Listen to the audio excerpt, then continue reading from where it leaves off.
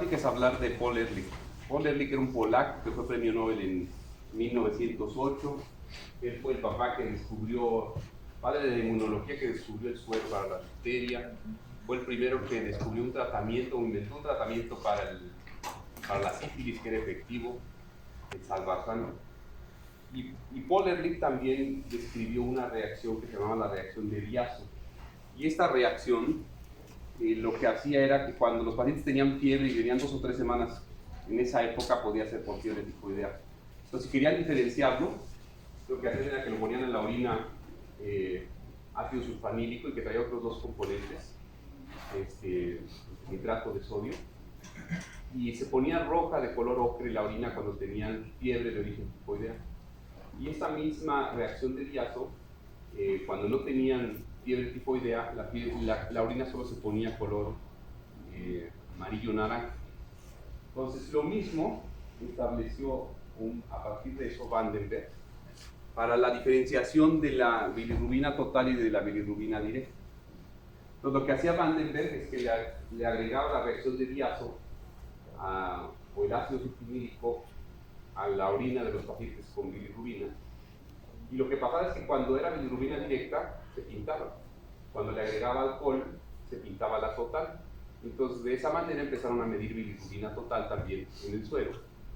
Pero solo se podía establecer hasta esta época bilirrubina directa y bilirrubina total. La bilirrubina indirecta era una extracción o una sustracción de la total menos la directa.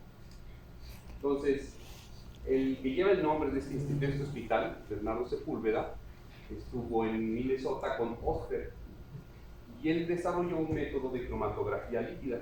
Él es el papá de la hepatología en México y es también el fundador del departamento de gastroenterología allá en el instituto. Entonces él pudo establecer un método de cromatografía líquida para diferenciar bilirrubina directa de bilirrubina indirecta. Entonces desde ahí empieza la historia de la química hepática y es muy importante que nosotros lo sepamos. El nombre de este hospital pues es Bernardo Sepúlveda.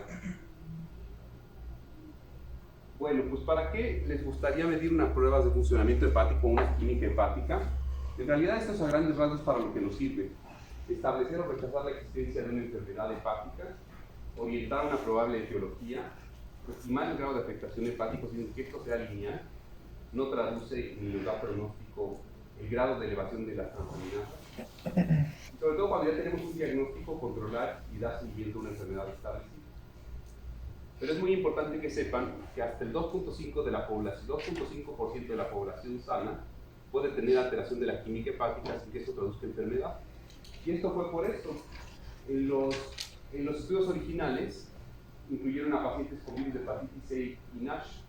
Cuando establecieron los rangos de normalidad, eran pacientes que en realidad no estaban tan normales, tenían inflamación hepática, y los incluyeron en un rango que se consideraba como normal, de tal forma que al revés también tener enzimas hepáticas normales no siempre es que está normal. El diagnóstico de certeza de un paciente con hígado graso y que está inflamado, es decir, que tiene esteatohepatitis, es con biopsia. Claro que si vemos las transaminasas elevadas, pues vamos a pensar que seguramente está inflamado por infiltración grasa. Pero lo que les quiero dejar en claro aquí es que no enzimas hepáticas, no todas las enzimas hepáticas normales quiere decir que no está inflamado un paciente. El diagnóstico es tisular. Y vean, las cortes más grandes que han sacado de solo medir pruebas de funcionamiento hepático, casi todos vienen de Gran Bretaña, hay mucha intoxicación allá por paracetamol. Miren, 130,000 químicas hepáticas, 30% fueron anormales. En Tayside, Scotland, 364,000 químicas hepáticas, 20% fueron anormales.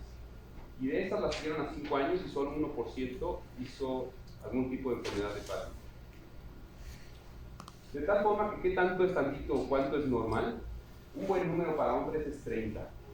Más de 33, 35 para un hombre se considera normal, aunque incluso ven los rangos de referencia de aquí y de otros lados, pues es hasta 45, unos incluso manejan 50.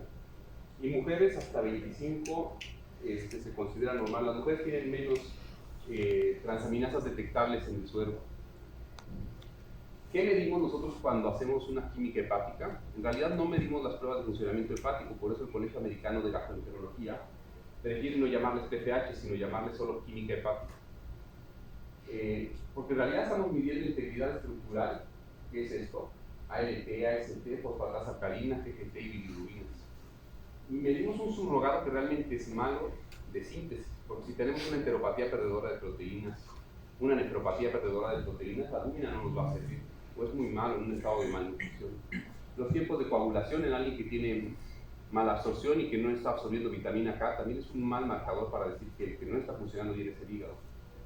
La globulina transportadora de hormonas sexuales tampoco se utiliza mucho, pero es un buen marcador, y el colesterol. Entonces, de tal forma que lo que nosotros medimos es una química hepática, no unas pruebas de funcionamiento hepático. Para esto necesitaríamos algo que midiera la actividad mitocondrial, como la betacetina marcada con carbón o verde indiosanina, que lo marca de manera real la actividad hepática. Entonces, cuando nosotros nos encontramos con una química hepática alterada, ¿qué es lo que nosotros nos tenemos que preguntar? Son estas tres cosas. Esta es la clave de la clase. Y a partir de aquí le van a entender muy bien a todas las químicas hepáticas que encuentren, sobre todo en la consulta externa. Entonces, el patrón característico es la primera pregunta que hay que realizarse. ¿Es hepatocelular? ¿Es colestásico? ¿Es mixto? ¿O es infiltrativo? Aquí alguien me quisiera decir cuál es el patrón hepatocelular. ¿Cómo se define un patrón hepatocelular? Muy fácil, eso sí lo saben desde interna. Pero es cuando hay una elevación predominante de aminotransferasa sobre marcadores de colestasis. Generalmente hay algo que se llama factor R y en este caso es mayor a 5. Ese es un patrón característico hepatocelular. Muy bien. Y un patrón infiltrativo, el colestásico, por lo tanto, tiene un R menos de 2. Y un patrón infiltrativo, ¿cómo es? Porque ese a veces nos confunde, o queda poco claro el patrón infiltrativo. Pues igual está colestásico, pero tiene bilis normales. Ok, bueno, muy bien. Esa es la única diferencia entre infiltrativo y colestásico. Las bilirrubinas son normales, y se dice eso, se dice que está infiltrativo y no colestásico. O sea, tiene fosfatasa y GGT elevadas, pero no tiene bilirrubinas elevadas. Y el infiltrativo puede elevar o no las transaminasas. O sea, generalmente las eleva un poco. Bueno, ahorita los vamos a ver y van a quedar muy claros. El contexto es muy importante, porque lo que les dije al inicio es que las pruebas de funcionamiento hepático no son específicas, nos orientan hacia una patología. Y aquí es muy importante saber la área geográfica. No es lo mismo alguien que se le eleva la química hepática de forma crónica y leve en México o en Latinoamérica a alguien que viene de la ruta de la seda. La edad es muy importante, no es lo mismo un niño o alguien de 14 años que tiene 2000 de transferasas a alguien de 75 que tiene 2000. Las enfermedades conocidas es muy importante, que un paciente tenga lupus, que tenga Sjögren, que tenga colitis biliar primaria o alguna otra enfermedad asociada al hígado nos orienta. Síntomas extrahepáticos es muy importante. Hay pocas enfermedades, por ejemplo, que afectan la piel y el hígado. ¿Cuáles serían? ¿Alguna que afectara la piel y el hígado? Hay muy pocas. De hecho, esclerosis sistémica realmente no es que afecte al hígado, está asociado y eso se llama síndrome de Reynolds. A la colangitis biliar primaria es una asociación. Pero hay una misma enfermedad hepática y hay 2 o 3 que afectan tanto la piel como el hígado. De hecho, son pocas. Cuando un patólogo ve eso, te dice, ¿cómo está la piel? Tampoco. Dices de la de celíaca. Muy bien. No. ¿DRES? ¿Un DRES? Un DRES no, porque un DRES es una enfermedad, una manifestación sistémica, pero no es una enfermedad propia del hígado. Pero sí te puede afectar las transaminasas y te da lesiones cutáneas de eosinofilia. Una típica es la porfiria eritropoyética. Como está el hígado, está la piel. La porfiria cutánea tarda es otra de las enfermedades que afecta al hígado y afecta a la piel. O sea, esto es raro y es muy importante que un paciente que tiene eritema nodoso y que tiene transaminasas, le busco Crohn. ¿Sí me entienden? O sea, es muy importante ver las manifestaciones sistémicas. No, con una química hepática por sí sola, muchas veces no se puede saber la causa o la etiología de las alteraciones. Medicamentos y tóxicos es el gran problema, porque meten mucho ruido y en algunas de las ocasiones el paciente llega muy toreado. Y no es raro que un paciente está en falla hepática fulminante, es una emergencia nacional para un trasplante, y no se sabe qué tiene. Y a los 5 días que el paciente ya está en una lista de espera, el familiar llega con el Herbalife, con la amoxicilina y todo lo que estaba tomando. Entonces la herbolaria es otra cosa también muy importante. Entonces primero preguntar patrón característico, segundo contexto y después la evolución. No es lo mismo una prueba de funcionamiento hepático o una química hepática que sube y al otro día se normaliza, a una que viene elevándose desde hace 3 años. o a una que primero se elevaron las transaminasas y después se elevó la bilirrubina. Y ahorita lo van a saber identificar muy bien, por lo menos lo básico. Bueno, entonces lo que ya les decía su compañero RSR3, bueno, lo que ya les decía es que el patrón colestático está definido por el índice R, pero típicamente elevan mucho más bilirrubina, fosfatasa y GGT. Eso es lo típico del colestático. El infiltrativo solo fosfatasa y GGT. Les dejo la presentación, si quieren. Y rara ocasión eleva las transaminasas, pero sí las puede llegar a elevar.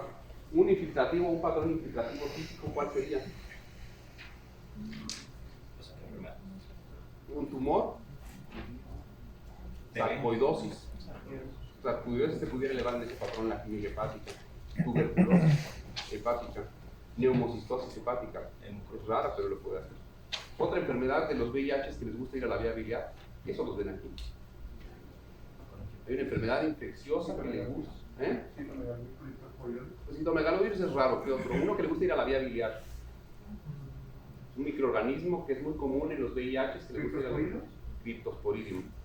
Y raro el microsporidium o la isospora, pero el Cryptosporidium le gusta ir a la vía biliar. Otro es la fasciola, pero la fasciola te da una hepatitis granulomatosa. Bueno, el hepatocelular pues mucho más ALT y AST, obviamente que ya saben que la ALT vive mucho más en el hígado y el índice R es más de 5. Y el mixto pues de 2 a 5. Este se los puse aparte, si se fijan no se los había anotado arriba porque no está en ninguna guía, pero es responsabilidad del hígado. Hay una entidad que se llama hiperbilirrubinemia aislada, que es responsabilidad hepática y que no tiene un contexto de hemólisis. Entonces, un ejemplo de esto que pudiera ser responsabilidad hepática de elevación de bilirrubina indirecta o directa, ¿se saben alguna? Gilbert es uno, bilirrubina indirecta. ¿Y otro? Kliger-Nathan. ¿Qué otro? Rotor. ¿Qué otro? Dubin-Johnson. Son responsabilidad hepática y elevan bilirrubina directa o indirecta. Muy bien. Bueno, el contexto, lo que les decía, 50% de la población latinoamericana tiene hígado graso. Si les hacen un fibroscan, tienen ese 3. Es muy común, sin que tengan inflamación. La incidencia de CR3 pues, es mucho más común en Australia que en Asia. La mutación para hemocromatosis, obviamente es mucho más rara en afroamericanos. El Wilson es mucho más común en personas menores de 40 años, sobre todo en niños. Gran Bretaña es la primera causa de elevación de transaminasas por intoxicación por paracetamol. También de etiología tóxico o isquémico. Y la hepatitis autoinmune, pues realmente no se sabe la prevalencia en mexicanos. Allá en el instituto tenemos solo de hepatitis autoinmune desde los 80 320 casos, sin solapamiento con colangitis biliar primaria. Pero en Latinoamérica no se sabe realmente la prevalencia. Muy bien. Lo que les decía, también del contexto, buscar datos que se acompañen cutáneos o que nos hagan pensar que hay una enfermedad hepática, que el paciente está ictérico, eritema palmar. Son datos que son sensibles pero muy poco específicos. Realmente somos malos para diagnosticar a un paciente con cirrosis por la clínica.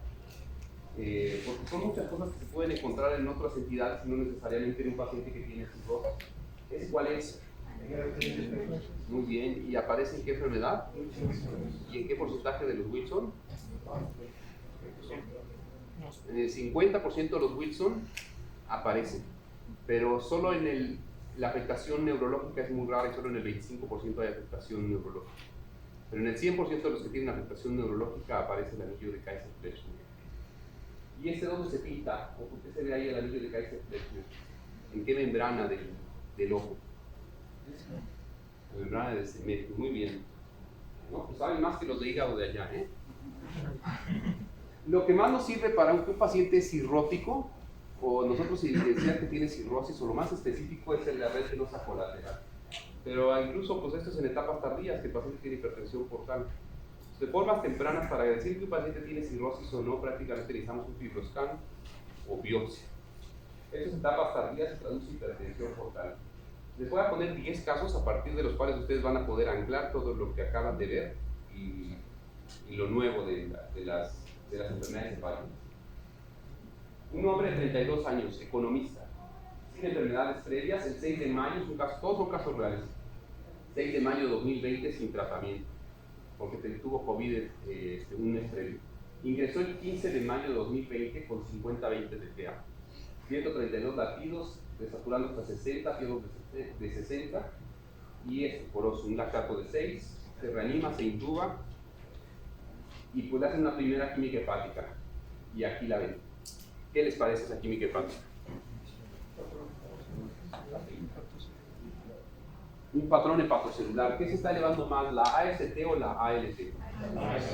Bueno, ahí van anotando el patrón hepatocelular. Se está elevando mucho más AST que ALT, una bilirrubina que se eleva un poco y fosfatasa y GGT muy normales junto con el INR.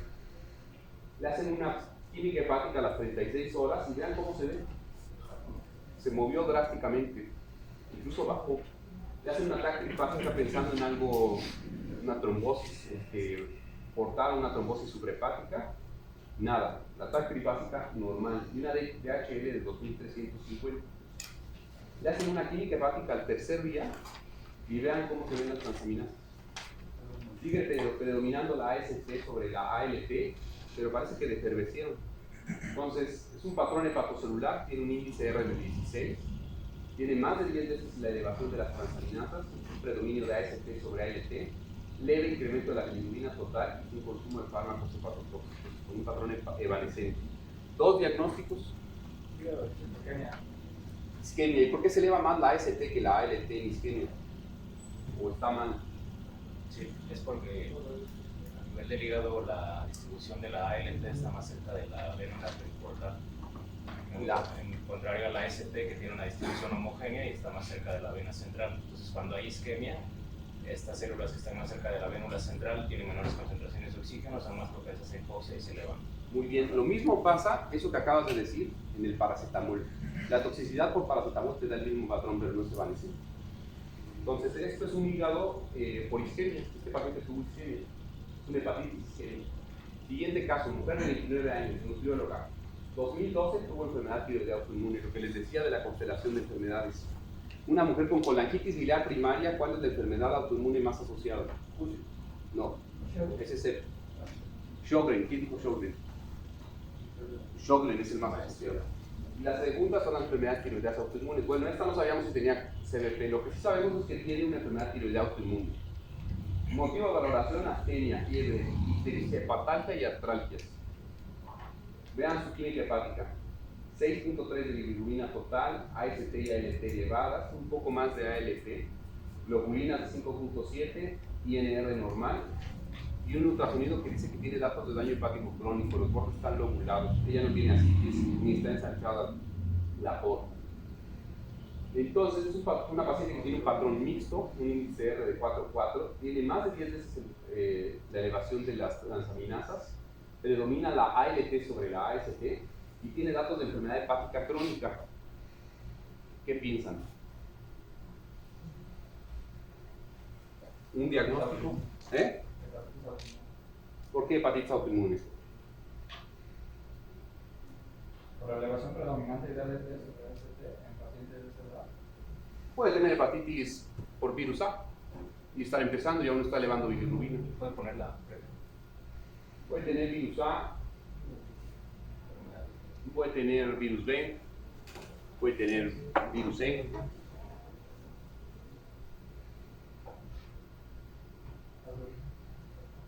Por las globulinas elevadas. Eso te hace pensar mucho más en hepatitis autoinmune. Pero si no fuera hepatitis autoinmune, y te digo que es un nombre y que tiene estenosis largas intrahepáticas de la vía biliar, y también es un patrón mixto, y que ha tenido episodios recurrentes de pancreatitis, y que tiene dacroadenitis. Muy bien, tiene una colangiopatía por IgG4 y también te elevan las globulinas, lo que ya cuando haces la diferenciación pues es la IgG4. Perfecto, pero esta es mujer. Entonces toda la química hepática es contexto. Muy bien. Entonces le hacen uno sana y tiene 1 en 320, un patrón homogéneo, el más típico de hepatitis autoinmune. No en México, aquí en México es moteado grueso. Pero músculo liso negativos, AMA negativos, RKM1 negativos, y tiene una IgG, como bien decían allá atrás, de 2300. Entonces, ¿qué tiene? Hepatitis autoinmune tipo 1. Bueno, la 1 tendrías que tener asma, ¿no? ¿Siempre? No.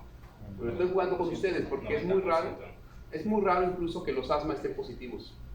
Tienes datos muy fuertes que es mujer, el patrón de la elevación, tienes unos anticuerpos antinucleares positivos, Y realmente los músculos lisos nunca esperen encontrar los positivos, aunque siempre es lo que van a leer una y otra vez. En latinoamericanos esto no pasa, en este caso el 30% están positivos. Entonces, aunque no los tengan positivos, esta probablemente tiene hepatitis autoinmune sí o sí.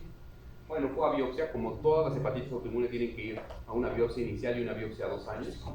Y vean aquí lo que les decía su compañero, se ve aquí un colangiolo, esta es la triada portal, esta línea que les marqué aquí es una placa limitante, es una línea de un poquito de depósito de colágeno que te permite diferenciar de los hepatocitos. Y se ven estas células plasmáticas y otras como en forma de cometa, más bien son linfocitos y células plasmáticas que tienen forma de cometa, y esta lesión típica se llama de placa limitante. Entonces esto es lo que se le conoce como placa limitante en la hepatitis autoinmune. Es una de las lesiones características que te da 2 puntos, si no mal recuerdo, en el score de 2008. Bueno, y tiene algo de infiltrado también involuntario en el conducto biliar. Esto es típico de la hepatitis autoinmune. Otra de las cosas que también no te reportan muy comúnmente los patólogos son estas rosetas que son como hepatocitos adosados que alcanzan a formar como un dúctulo central. Y la emperipolesis son como células caníbales que se comen los hepatocitos a otros linfocitos o células plasmáticas. Esta paciente tiene hepatitis autoinmune.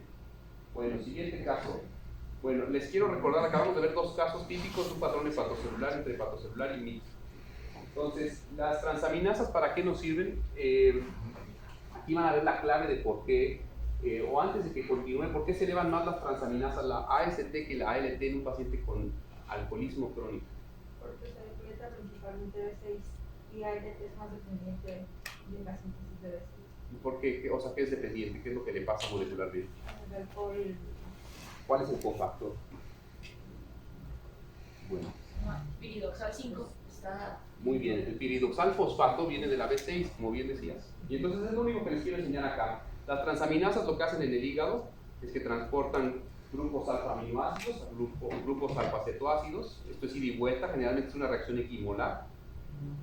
Y la reacción que viene a partir de aspartato te va a generar oxalacetato y de alanina te va a generar piruvato. Esto, como les dije, puede ser ida y vuelta y por eso antes se llamaba TGP, TGO. Esto estaba mal dicho porque prefiere llamar la transaminasa a partir de su donador, no de su receptor. Entonces, por eso se llaman ALT y AST. Y eso es lo que hacen, sintetizan aminoácidos que no tenemos, o sea, que son no esenciales, o degradan aminoácidos que nos sobraron y pueden funcionar para la gluconeogénesis o ciclos intermedios de Krebs, como piruvato y oxalacetato. Entonces, lo que decían, el piridoxal fosfato es una enzima de la cual es mucho más dependiente la ALT. Entonces, si depende más del piridoxal fosfato y es el que falta, cuando alguien tiene alcoholismo crónico, no puedes regular a la alta la ALT. Entonces, la que elevas es la AST, esa es la que está inducida. Entonces, es la que está liberada porque tiene mayor actividad. Y mientras más se pierde esta relación, más apoya que es alcohol. Muy bien. Entonces, la AST ya saben que está en otros tejidos. La ALT es mucho más específica del hígado, pero también se puede encontrar en el músculo y el riñón. La localización celular es también importante. La ALT se pueden acordar de L, de lonely, se encuentra solita en el citoplasma. Y la AST es citoplasmática y es mitocondrial. La distribución acinar de las zonas de Rappaport, ahorita les voy a enseñar una imagen y les va a quedar muy claro lo de la hepatitis autoinmune. Esta es la distribución anatómica de un lobulillo hepático. Esa no nos sirve para lo funcional. La distribución funcional es el acino. Y el acino tiene estas zonas de Rappaport que son dependientes de concentración de oxígeno. Mientras más se acerca a la vena central, menor concentración de oxígeno y hay mayor concentración de AST. Mientras más te acercas a la región periportal, mayor concentración de ALT, ¿vale? Y mayor concentración de oxígeno, pues ahí está la arteria. Bueno, aquí es un corte histológico donde se ven las triadas portales, que en realidad debieran de ser péntalas. Rara vez se ven, pero en las péntalas pues sería además un linfático y un nervio. La vena central, la distribución de los sinusoides, y pues esta zona es la zona 3 de Rappaport, aquí estaría el vértice y es donde más hay concentración de AST. Y aquí está el otro esquemita, ¿no? Donde ven la concentración de oxígeno, que es mucho menor en la vena central. La vida media de la AST es menor que de la ALT. Por lo tanto, los cambios en la AST van a ir seguidos de la ALT. Entonces, cuando ya está deterreciendo un hígado, es común que pueda ahora elevarse la ALT. Y bueno, la depuración de ambas es por células sinusoidales de forma natural. Lo que les decía de predecir o tratar de adivinar qué es lo que está pasando por el grado de elevación, que no traduce necesariamente gravedad. Si eleva menos de 5 veces el valor superior normal, piensen en hígado graso, enfermedades de depósito, que son estas, que ya las conocen, hepatitis C. Si es una elevación moderada, piensen en hepatitis virales, piensen en alcohol, piensen en obstrucción biliar y piensen en hepatitis autoinmune. Esto no es regla, la que les puse elevaba más de 10 veces de hepatitis autoinmune, incluso era mí. Lo más importante de más de 10 veces por arriba del valor superior normal, tóxicos e isquemia, sobre todo isquemia cuando eleva más de 75 veces. Cuando ustedes ven un patrón de esta magnitud de elevación, descarten siempre el consumo de herbolaria. No es raro que no encuentren nada y que resulte que esté consumiendo herbolaria. Cuando ven este patrón, es muy importante que vean que las hepatitis virales tienden a hacer mucha colestasis. La que más hace colestasis es la A y la E. Y lo más importante de cuando encuentran más de 10 veces el valor superior normal es pensar en falla hepática aguda. ¿Sale? ¿Cómo pensarían que alguien tiene lesión hepática aguda o falla hepática? También estarían alterados los tiempos y a nivel neurológico expresado con encefalopatía. ¿Cuánto tendría de prolongación de tiempos? Más de 1.6. Pero si te digo que ese paciente tiene malabsorción y no absorbe vitamina K y está llegando a medicina interna y trae 1.8 de tiempos, 4000 de transaminasas, ya ha estado consumiendo paracetamol y tú dices, tiene lesión hepática aguda, lo único que le falta hacer es encefalopatía y hay que bajarlo a terapia intensiva y hay que ponerle una emergencia nacional, tiene 34 años. Bueno, ese paciente lo que siempre hacemos es que por protocolo le damos 10 miligramos de vitamina K para descartar ese confusor que no lo sabes y que nunca lo vas a saber en el momento agudo. Siempre hay que darles vitamina K en agudo. ¿Sale? Bueno, y esta gráfica es muy bonita, vean el patrón de elevación de la isquemia y los tóxicos. Aquí está el primer paciente que les puse. Vean el grado de transaminasemia de la hepatitis autoinmune. Esta paciente generalmente estaba acá, bueno, la que les puse estaba acá, pero la elevación no es muy grande de las hepatitis autoinmunes en eventos agudos. Y la cirrosis y las hepatitis crónicas son las que menos elevan transaminasas. Vean esta gráfica, el amarillo y el verde es una hepatitis isquémica y es la que les puse. El verde son las transaminasas, vean cómo hace como una aguja y vean qué tanto elevó bilirrubina. Y el azul y el naranja es una hepatitis viral. Vean cómo elevan primero transaminasas y después lo hacen de manera lenta las bilirrubinas. Y estas se quedan pegadas a la albúmina, que antes se creía que solo se unía mucho más la bilirrubina indirecta, pero cuando está en mucha elevación de bilirrubina directa, esta permanece 21 días al menos elevada. Bueno, puntos claves de los patrones hepatocelular que se elevan bastante. Hepatitis viral eleva más ALT que AST. Esto no es regla, es una sugerencia. Y hacen hiperbilirrubinemia. La isquemia eleva más AST que ALT. Poca elevación de bilirrubinas, como el caso que les puse. DHL elevada y tienen historia de hipoperfusión, lesión renal. Hay fulminante, elevación concomitante de bilirrubinas. No siempre es puro patrón hepatocelular en la hepatitis fulminante. Por el hepatitis autoinmune. Wilson, cuando es fulminante o cuando es agudo, transaminasas más de 1000. Menos de 40 años, fosfatasa alcalina baja y además historia de manifestaciones psiquiátricas. ¿Por qué tendrían la fosfatasa alcalina baja los pacientes con Wilson?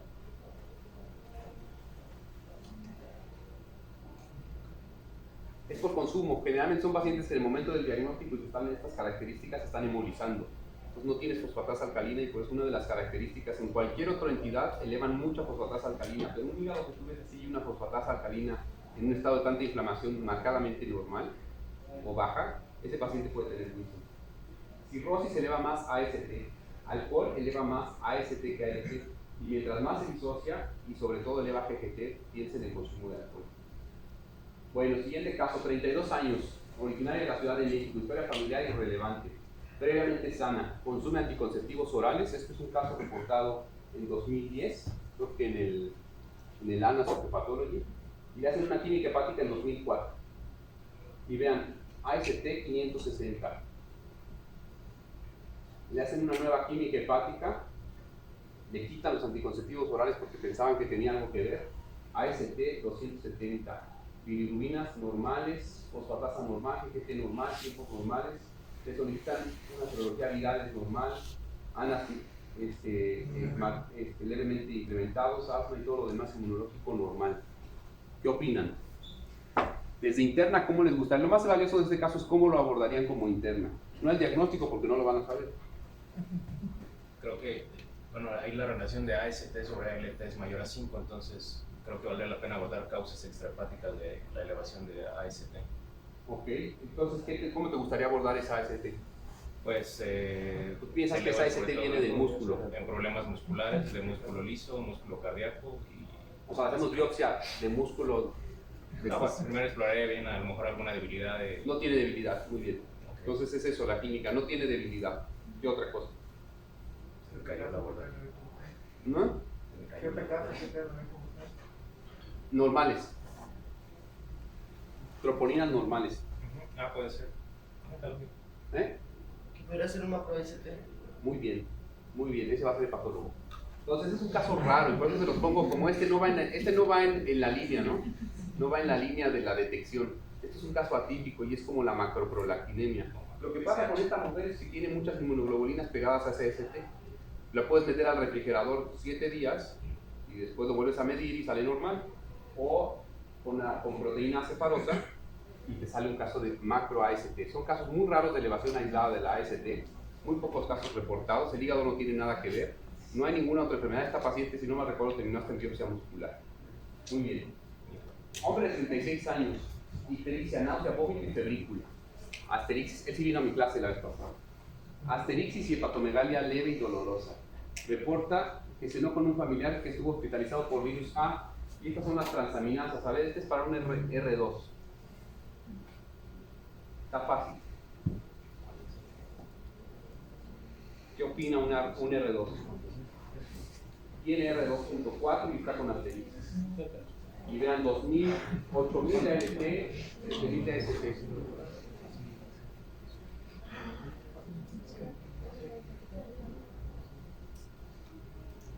Parece una falla hepática. Este paciente no importa que tenga hepatitis A ni que haya consumido paracetamol, lo que importa es que hay que trasplantarlo. Es una emergencia nacional, da lo mismo la causa. Entonces, aquí les dice el ABCD, que es de las causas de la hepatitis fulminante, de la falla fulminante. La primera causa es hepatitis A, acetaminofén. Hace no mucho hubo un caso de unas gemelas trasplantadas ahí en el instituto por virus A. Murieron las dos, porque una incluso se retransplantó, porque se trombosó el injerto. B de virus B, C de hepatitis C. Es muy raro que hagas falla hepática por virus C. D, pues obviamente si no tienes la B. Fármacos. E de hepatitis E, que esta es común y está muy sobreestimada, sobre todo en nuestro medio, pero es casi igual de prevalente que el virus A. Causas esotéricas como Wilson-Budd-Chiari son raras, pero también hay que pensarlas. F de FAT, por infiltración grasa. H de virus de herpes simple. Y G de solo Diosito sabe, porque hasta el 15% de las personas no sabes qué le pasó. O sea, no es raro que tú lo quieres biopsiar al paciente, está en falla hepática, quieres saber por lo menos un pronóstico o ver cómo vas a manejar la inmunosupresión en el posttrasplante, y lo biopsias y está lleno de necrosis, entonces da lo mismo y hasta el 15% no sabes nunca la causa. Siguiente caso, 43 años, previamente sano, IMC de 23, nunca alcohol ni medicamentos, asintomático, y lo envían por unas PFH alteradas a la consulta externa de medicina interna. AST 68, ALT 72, PGT fotocasa normal, INR 1, bilirrubina 1.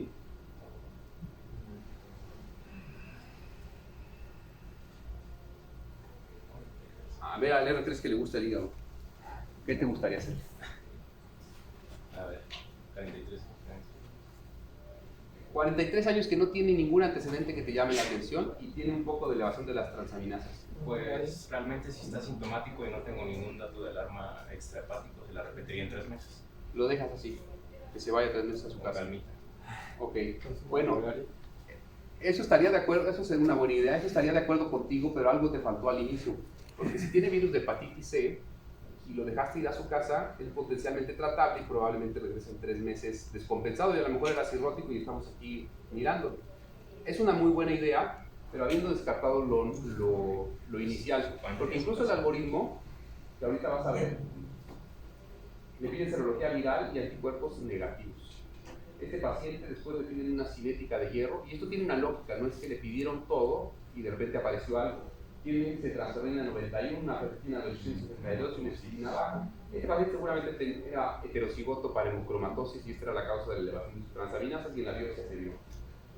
Esta es una entidad que se llama elevación crónica de enzimas hepáticas en un paciente asintomático. Y entonces esto es lo que les decía a ellos, considerar siempre el contexto clínico. Si no consumía nada, si este caso tenía curva, porque si no consume nada, entonces tienes que buscarle una cosa. Si el paciente le encontraste alcoholismo o medicamentos o algo que te llama la atención, se lo suspendes y lo recitas en 3 meses. 2 o 3 meses es una buena lista de espera. Si esto persiste, entonces lo tienes que reevaluar.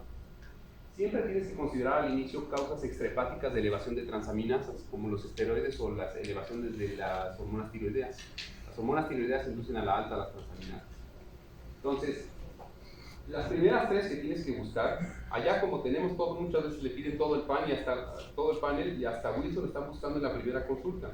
Esto no es así, pedirles ceploplasmina en la primera cita. Esto es lo que debes hacer incluso en un medio particular. Serología viral hepática, le buscas una cinética de hierro para ver si tienes, o sea, hacerle tamizaje de hemocromatosis, que estos incluso aunque sean homocigotos, la penetrancia de la mutación no es mucho. Entonces, generalmente cuando tienen una buena penetrancia y son homocigotos, tienen manifestaciones extrahepáticas. Bueno, búsqueda de autoinmunidad y ya.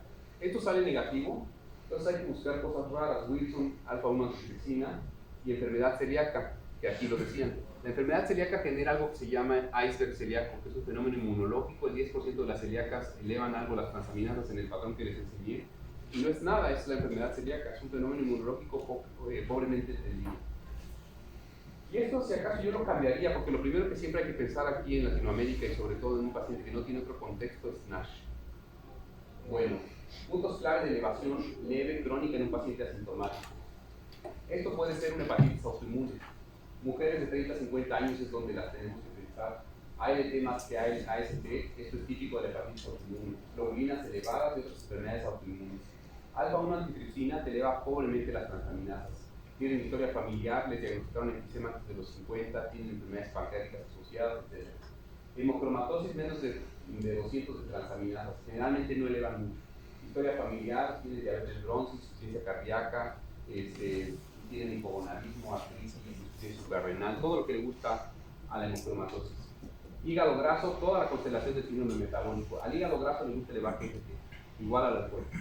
Cirrosis, transaminasas las elevan pobremente, es más AST que ALT en fases crónicas, tienen datos de hipertensión portal, que esto ya está bien. Alcohol, elevan un poco más las transaminasas en general, esto no es ley, más AST que ALT, que ya lo vimos, y BCM elevado. Me gustan otras causas, sobre todo la historia. Siguiente caso, 34 años de edad, mujer, originaria de la Ciudad de México, tiene una hermana con lupus, 6 meses con prurito y un mes con ictericia. Y estas son las enzimas hepáticas que le ven. Bueno, me voy más rápido. Se le ve un patrón francamente colestásico y 6.5 de bilirrubina total extensas en directa, algo de elevación de transaminasas, pero lo que llama la atención es mucha colestasis. Le hacen un ultrasonido, el coledo 6 milímetros, normal, no está dilatado. Le piden una serología viral hepática que es negativa, ANAS que son positivos, tienen unos músculos negativos, pero tienen unos AMA positivos, o sea, unos mitocondriales positivos. 95% de los pacientes con colangitis biliar primaria tienen AMA positivos, es altamente específica. Es raro los que son AMA negativos. Tienen generalmente un pronóstico un poco distinto, a la larga viene siendo igual, pero el comportamiento parece ser un poco más tóxico de los AMA negativos. Bueno, colangitis biliar primaria del caso de esta paciente. Hombre de 40 años, episodios recurrentes de pancreatitis, asitis, varices esofágicas y acude por fiebre e ictericia. Igual, parece que tiene colangitis en esta ocasión y acude en esta clínica hepática con un patrón francamente colestásico. Bueno, le hacen un ultrasonido, colestasis extrahepática, casi 2 centímetros ese coledo. Este paciente, cuando le hicieron una CEFRE, tenía un coledo posele. Es un quiste de coledo porque se mete a la pared del duodeno y es potencialmente tratable. Ese y el 2, que es a mitad del trayecto del duodeno, es el quiste de coledo, el tipo 2. El tipo 5, ¿cuál es? De Todani. Lo saben, lo que pasa es que no saben que es el 5-5, la clase 5. La enfermedad de Caroli. La enfermedad de Caroli es una enfermedad, es un tipo de quistes hepáticos que es un Todani 5, cuando afecta todo el árbol biliar intrahepático. Bueno, Siguiente caso, mujer de 18 años, hace 2 años con química hepática alterada, 1 año con prurito y cevicha sin fiebre. Y vean su patrón de la química hepática. Bilirrubina total 4,2, directa a excesos de directa, bueno, parece ser un poco más extensas de directa, AST y ALT a expensas de ALT, y fosfatasa y IgG elevadas. USG normal, que es lo primero que se solicita, parece que está colistásica, serología viral negativa, cuerpos negativos todos, y colangiopancreato resonancia normal. ¿Qué es lo siguiente que le hacen? Biopsia. Entonces le hacen una biopsia y la biopsia no dice nada, dice inflamación portal, proliferación ductal y fibrosis grado 3. O sea, lo único que dice la biopsia es que esta paciente efectivamente está dañado su hígado porque está mucho tiempo colestásica, pero quién sabe qué tiene.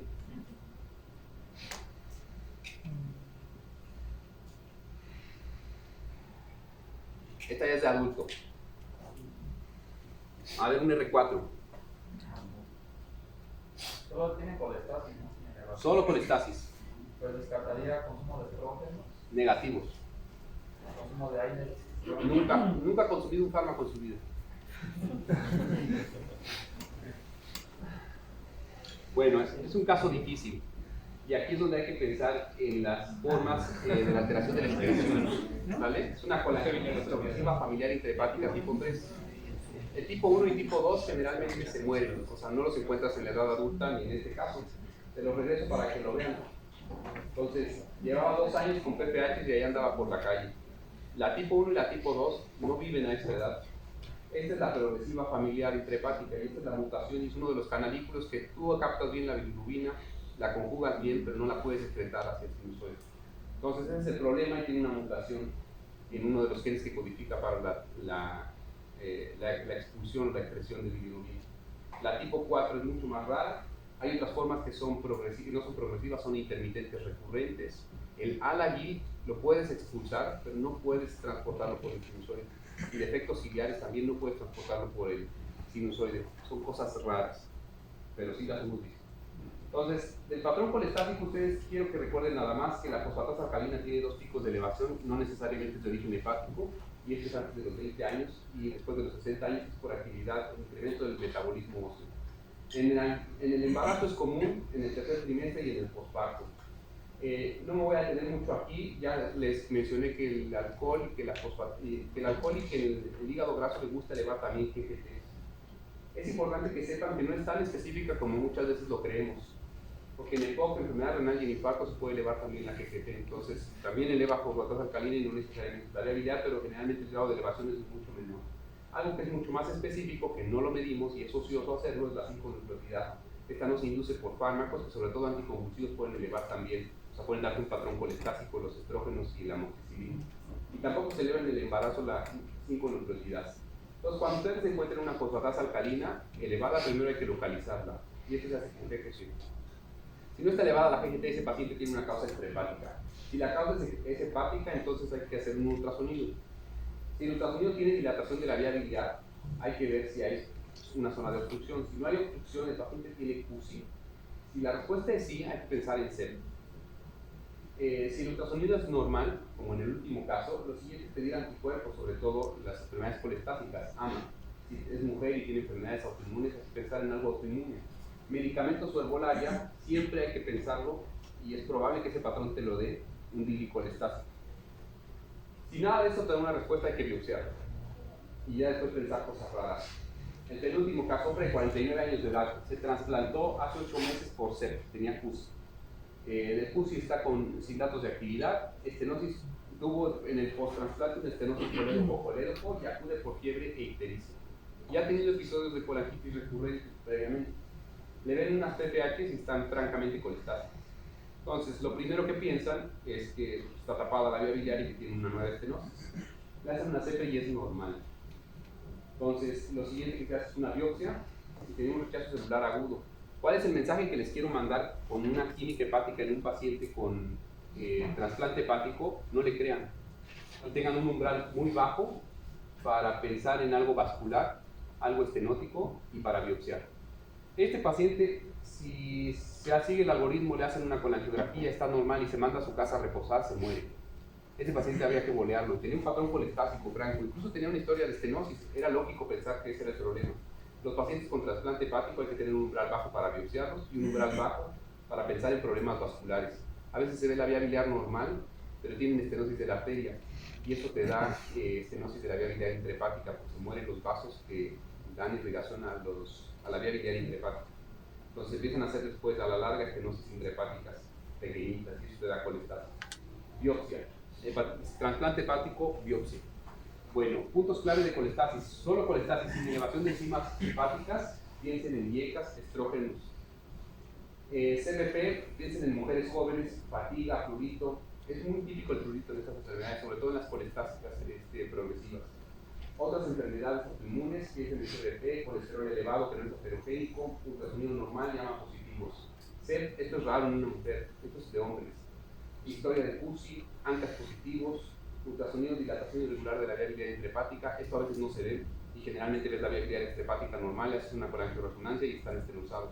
Ojo, todos los pacientes con colestasis hacen en la colangiopancreatorresonancia una imitación de estenosis intrahepática. Esto es solo por edema, no necesariamente tienen SEP, porque es muy fácil que dicten estenosis arrosariadas intrahepáticas y no es eso. Bueno, raras, lo que les puse, ALAGI, colestasis progresiva intrafamiliar, familiar intrahepática. Colestasis extrahepática, muy fácil, cualquier tumor de la vía biliar, pacientes que tienen coledocolitiasis, quistes de colédoco, como el que también les puse, un colangiocarcinoma. Y por último, la hiperbilirubinemia aislada, un hombre de 57 años, histérico desde el nacimiento, a expensas de bilirubina indirecta. Siempre ha tenido bilis de 19 a 21. Le dan pentobarbital y se pone normal. Ese paciente tiene Klinger-Naja tipo 2, el tipo 1 estaría muerto. Entonces, el 2, lo que pasa con el pentobarbital es que induce la glucoronilación y por lo tanto tienes mayor conversión de indirecta a directa. Es una patología que es benigna. Un diagnóstico diferencial de la colestasis, siempre pensar en carotinemia. La carotinemia no te pinta mucosa, no te pinta escleras. Las bilirubinas son normales. Muchas veces son pacientes psiquiátricos que no les puedes descartar o no puedes saber que están consumiendo de manera compulsiva carotenos y pues nada más. Entonces, ante una hiperbilirubinemia aislada, siempre hay que pedir una química hepática. Y la química hepática, posterior a que tú pides una química hepática que hay que reportan las bilirubinas, tú ves si la bilirrubina directa no es la responsable, es decir, tienes menos del 20% de bilirrubina directa. Piensa en hemólisis. Si descartaste hemólisis, aptoglobinas normales, no tiene DHL elevada, etc.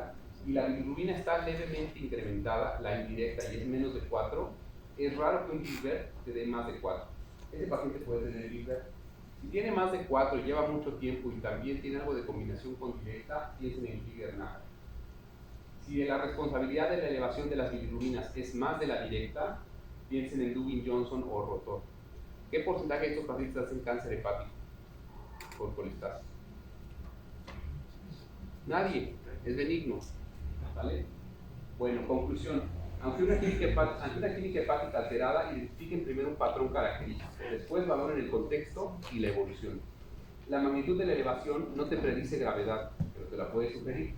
Un paciente con marcada transaminasemia y colestasis tiene hepatitis A hasta no comprobar lo contrario. Descarta luego la B y luego E antes de pensar otras cosas. Colestasis sin transaminasemia, descarta primero fármacos.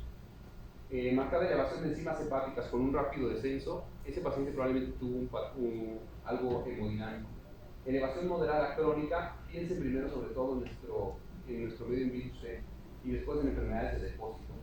Interroguen siempre 2 o más veces el consumo de alcohol, herbolaria y medicamentos. Lo que les decía, no es raro que hasta después de 3 días un paciente con falla hepática lleguen con la historia de todos los suplementos.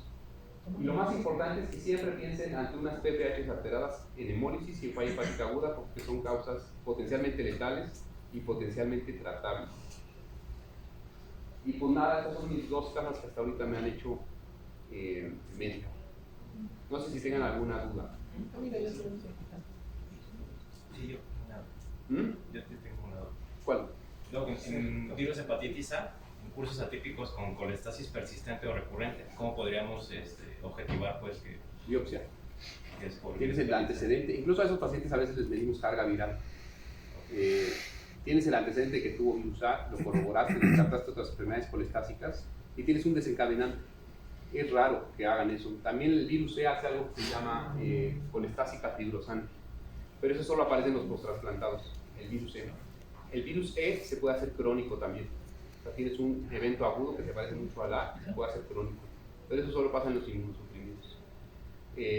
Nada, los biopsias te dan un reporte como el que vimos al inicio. Digo, la colestasis es la que no te dice nada, solo te dice que está dañado el hígado por colestasis. No le encuentras ninguna otra causa.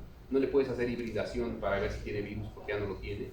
Lo que pasa es que empiezan a hacer una reacción, no se sabe si es mediada inmunológicamente, que los mantiene persistentemente colestásicos.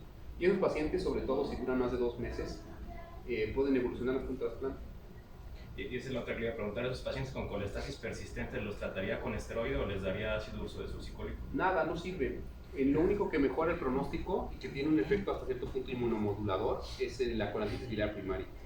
Entonces, que le des a un virus A en agudo o crónico ácido uso de succinólico es un acto de buena fe. Si es que afuera lo dan mucho. Sí, a todos. No sirve. Entonces, solo sirve o ha demostrado ni siquiera progresión en la fibrosis. Mejoría de la química hepática y la inflamación en colititis biliar primaria. En todo lo demás no sirve. Doctor, en estos estudios que nos comentaba hace un momento sobre la hepatitis fulminante y la administración de la vitamina C, ¿qué tanto se espera para hacer la diferenciación de estos efectos? 12 horas. 2 horas. Los tiempos de coagulación te duran los inmediatos 4 horas.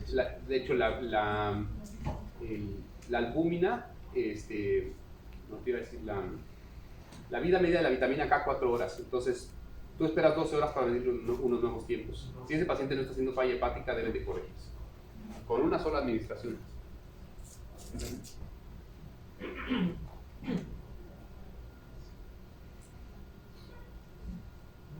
Nada, ninguna otra. Bueno, pues no sé si hay algo más, doctor. Pues no, nada más agradecerte, Bernardo, y muchas gracias por la presentación. Digo, dejan varios puntos ahí a revisar nuevamente. Las peticiones.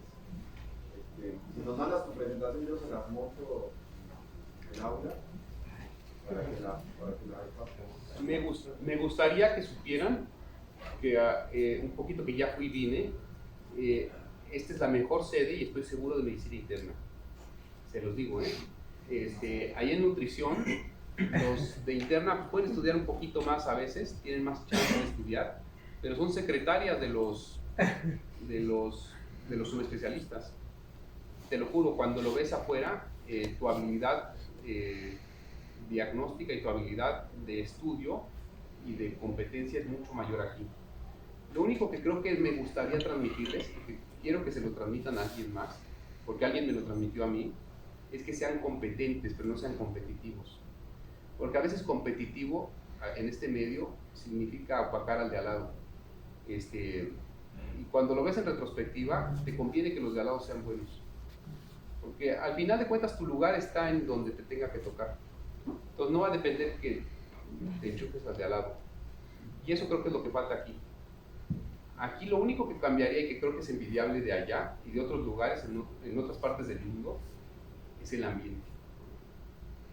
Entonces, si ustedes se enfocan más que en memorizarse las química hepática, si algo me ha dejado que yo pueda hacer un poquito más fácil las cosas es el ambiente.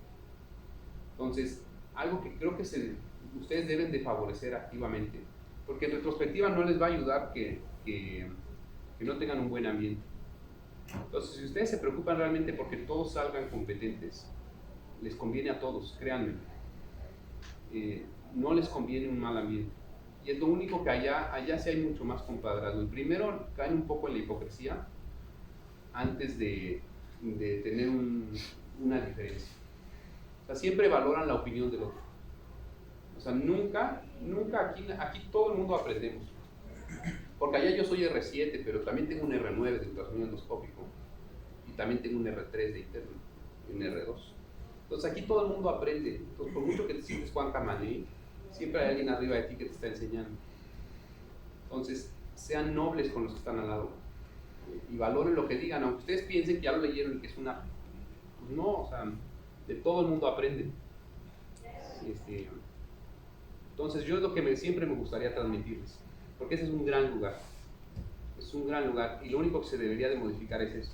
Y creo que también un poco que eso depende no de nosotros ni de lo que existe ya, un poco modificar el esquema de trabajo.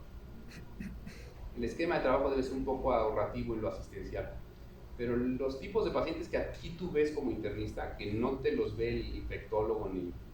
Aquí tú solito le dejas hasta donde me tocó, pues la anfotericina y te haces bolas, si te hace una tubulopatía, pues sorry, my friend.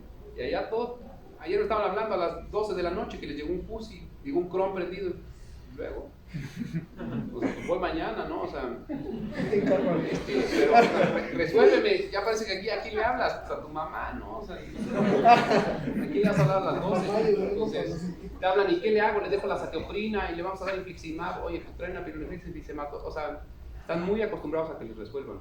Eso no lo valoras hasta que estás afuera. El internista de aquí sí es mucho mejor que el internista de allá, pero allá está muy preparado como para que sea sub. Y después es sub y nada más sabe de sodio, o nada más sabe de potasio, o nada más sabe de hepatitis autoinmune y listo, se acabó. Y esa es su vida. Pero la vida real no es así. La vida real es todo. Entonces, eso es lo que les pudiera recomendar. Lo que necesiten y lo que yo les pueda ayudar, en lo poco o mucho, siempre cuenten con un aliado. Y alguna vez me gustaría poder implementar o poder regresar el trasplante hepático al país, porque no puede ser tu nutrición el único que trasplanta 50 hígados.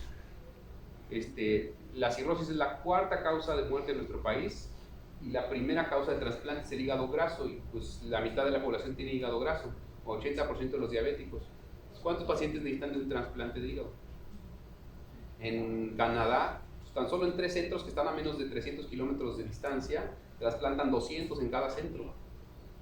Y aquí nutrición 56 el año pasado. Entonces no puede seguir así. Necesitan mucha gente que sea más buena. Ustedes necesitan ser mucho más buenos porque el de al lado no les va a afectar nada. Y insisto tanto en eso porque salen de aquí y se les olvida. Entonces se vuelven a ensimismar y nada más ustedes. No es así, se los firmo. Bueno. Gracias, doctor.